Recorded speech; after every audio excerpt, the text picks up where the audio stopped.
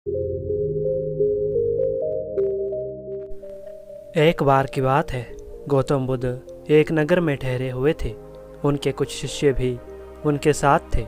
उनके शिष्य एक दिन नगर में घूमने निकले तो उस नगर के लोगों ने उन्हें बहुत बुरा भला कहा। शिष्य को बुरा लगा और वे सब वापस लौट आए। जब गौतम बुद्ध ने देखा कि उनके सभी शिष्य बहुत क्रोध में दिख रहे हैं तो उन्होंने पूछा, क्या बात है, आप सभी इतने गुस्से में क्यों हैं? तभी एक शिष्य क्रोध में बोला, हमें तुरंत ही यहाँ से निकल जाना चाहिए। जब हम बाहर नगर में घूमने गए तो यहाँ के लोगों ने बिना वजह के ही हमें बहुत बुरा भला कहा। जहाँ हमारा सम्मान न हो, हमारा आदर न हो, वहाँ हमें एक पल भी नहीं रहना चाहिए। यहाँ के लोग दूसरों का सम्मान करना नहीं जानते हैं।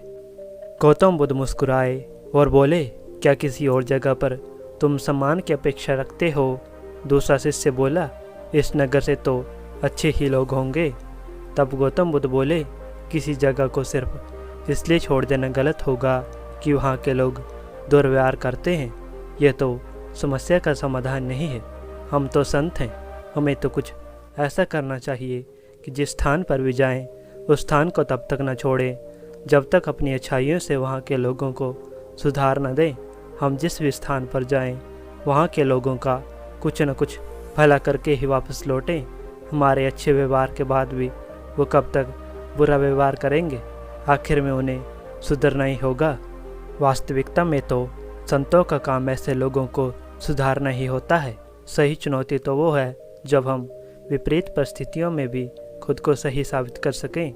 ये बातें सुनकर बुद्ध के एक प्रिय शिष्य ने पूछा, उत्तम व्यक्ति किसे कहते हैं? इस पर बुद्ध ने जवाब दिया, जिस प्रकार युद्ध में बढ़ता हुआ हाथी चारों तरफ के तीर सहते हुए भी आगे बढ़ता जाता है, ठीक उसी तरह उत्तम व्यक्ति भी दूसरों के अपशब्दों की तरफ ध्यान न देकर अपना कार्य एकाग्रता से करता रहता है।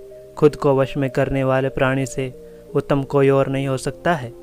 गौतम बुद्ध की बात शिष्यों को समझ में आ गई और उन्होंने वहाँ से जाने का इरादा त्याग दिया। तो दोस्तों, हमें इस कहानी से यही शिक्षा मिलती है कि उत्तम व्यक्ति वही है जो किसी के कुछ कह देने मात्र से दुखी न हो और उससे बदला लेने की भावना उत्पन्न न करे। उसे ही उत्तम व्यक्ति कहा जाएगा।